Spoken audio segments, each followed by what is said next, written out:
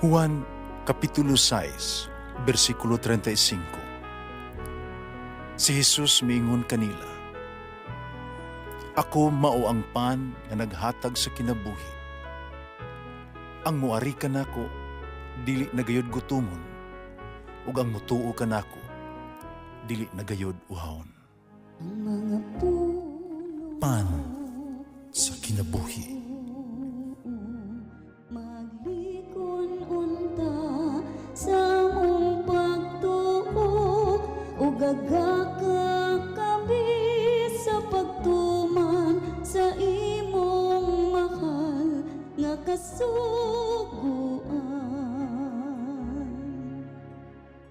Ang Ginoo manaa kaninyo. Santos nga Ebanghelyo sumala ni San Mateo. Sa pag-abot ni Jesus sa Gadara, sa pikas bahin, gisugat siya duha ka tao nga nagawas sa lubnganan. Pinta sila, busa walay makangahas pag-agi ni adtong dalana. Unya, kalit sila naninggit. Unsay amo nimo, ikaw nga anak sa Dios. Miyani ka ba aron pagsakit namo bisad wala pa ang panahon? Dili layo may dakong panon sa mga baboy nga nangaon. Ang mga yawa mihangyo ni Jesus. Kung imo kaming pagulon, pasudla mi anang panon sa mga baboy. Si Jesus miingon, "Lakaw." Nabiya sila nanulod sa mga baboy o ang tibuok panon nanagan sa pangpang, nangambak sa lanaw ug nalumos. Ang nag-atiman nanalagan sa lungsod o nanugilon sa nahitabo, ingon man sa ginagatan sa mga sa giyawaan. Yan tanang tao atong lungsura nanggawas aron pagsugat ni Jesus. Pagkita niya, napakiluoy sila nga biya unta si Jesus nitong dapita. Ang Ebanghelyo sa Ginoo. Pasalamati ang Ginoo kay siya maayo, ang iyang gugma mulungtad hangtod sa kahangturan. Pasalamati ang Diyos sa tanang mga Diyos, ang iyang gugma malungtaron. Pasalamati ang Ginoo sa mga Ginoo, ang iyang gugma malungtaron.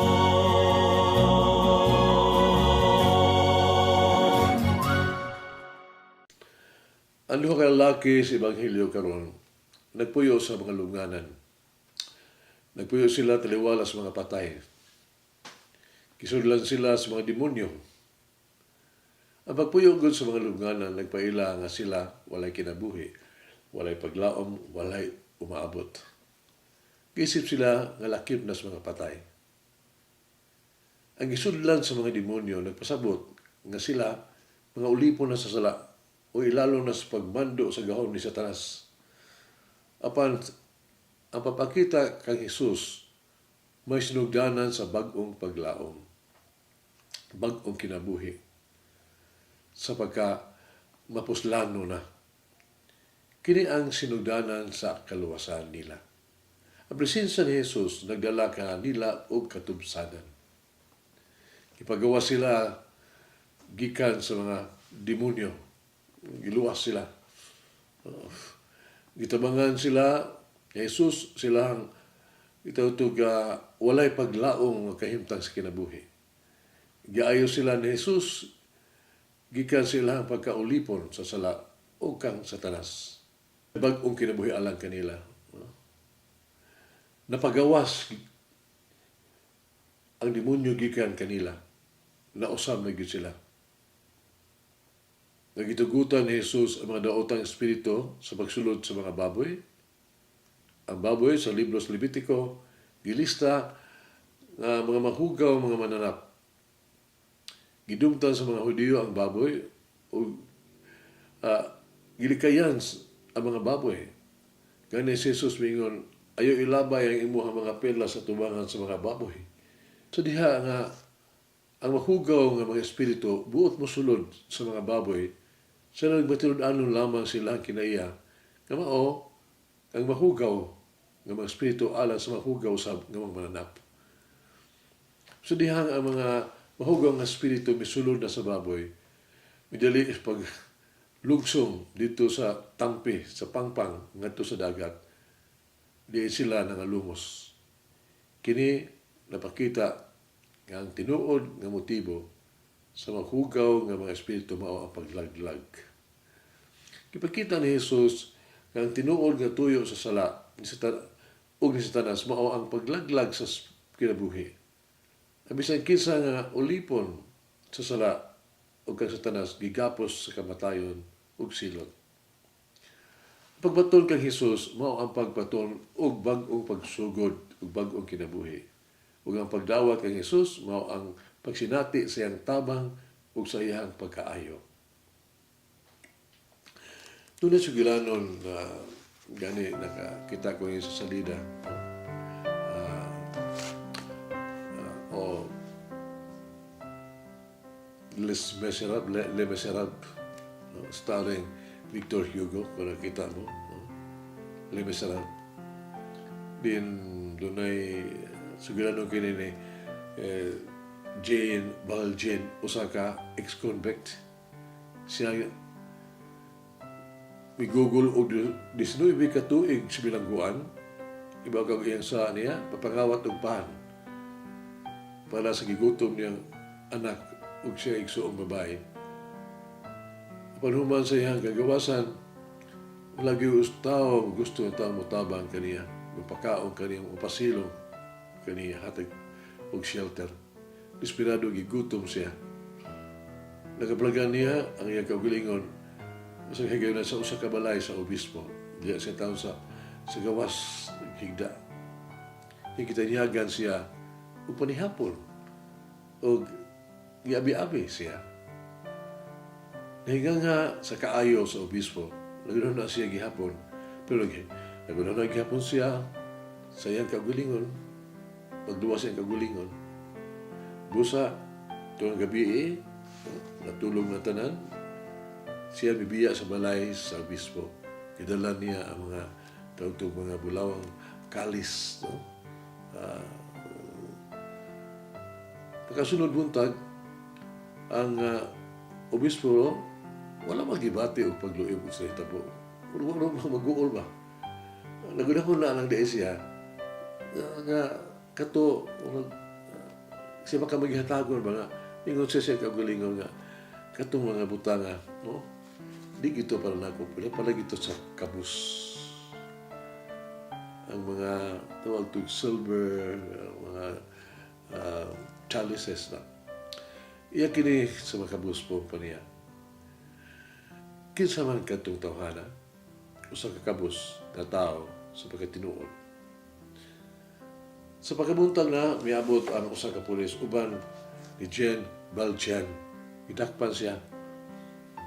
Ang obispo, pagkakita kaniya, mabilation kaayo ang mitibaya kanila ang miingon ngadto kang Jane Valjean ba katong nangawat. Apan miingon siya, ako man nagihatag diha kanimo, kini mga kaldero, kini mga pilak, sama kanang uban. Mga luwa man dad akining doon na pa habilin nga ako tang ihatag tanimo, isa iyo makaglakaw. Sa pag-insiste sa obispo, nga naway pagpanulis ka nagtabo, ang kapulisan, gipagawas, ibuhian si Jane. Nag-usana na liha, nag-usana ng obispo o si Jane. Mingon ang obispo, ako igsuon, dili ka na sa dautan, kung dili sa maayo ka na. Ang imong kalag, ako nang gipalit alang kanimo. Gikuha ko kini gikan sa mangitngit nga mga unang-una ug gihatag kini sa Dios. May isuon Say ko no sa imong personal nga mga kasultian, sa dihang giluwas ka ni Jesus. Magampo kita. Ginoong Jesus among maayong Diyos. Midaog ka sa kamatayon. Madaogon ka batok sa sala ug sa tanas. Ubas pagpaubos o pag-ila sa imong kahalandon, luwasa ako gikan sa mga butang nga nag-ulipon kanako. Kuha gikan kanako ang dili maayo nga ania kanako. Hinlui ako gikan kun unsa ang hugaw sa akong kasing-kasing ug sa ako ang huna-huna. Ginoong Hesus, among maluluyon nga Dios. Walay makapildi kanimo. Walay makabuntog kanimo. Ang pagsalig sa imong kaayo, ibubo kanako. Ang imong espiritu, ihatag kanako ang imong grasya. Ug palangini ako sa tanan nga adlaw sa akong kinabuhi. Amen. Mama Mary, akong inahan, tabangi kami, tabangi ako, laypa, sa panahon nga ako maglisod na sa paghawas o gawilingo sa kasalanan. Iampo ako. Mulangin ang Diyos magagahom sa tanan, Amahan, Anak, ug Espiritu Santo. Amen. May the Lord of the divine mercy bless us all, heal us from all diseases and suffering. Ayun unta niya kita, tanang mga sakit na to sa lawas o sa kalag, body and soul. In the name of the Father, the Son, and of the Holy Spirit. Jesus, I trust in you. Amen. Whoever eats the bread of life will never hunger, says the Lord. Kay galaan inyong nabati ang pagpaambit ug hamubong pamalandong sa pulong sa Dios pinaagi sa tulumanon pan sa kinabuhi nga gidumala ni Monsignor Daddy Silva. Hangtod na usab sa sunod higayon, daghang salamat. The bread of life.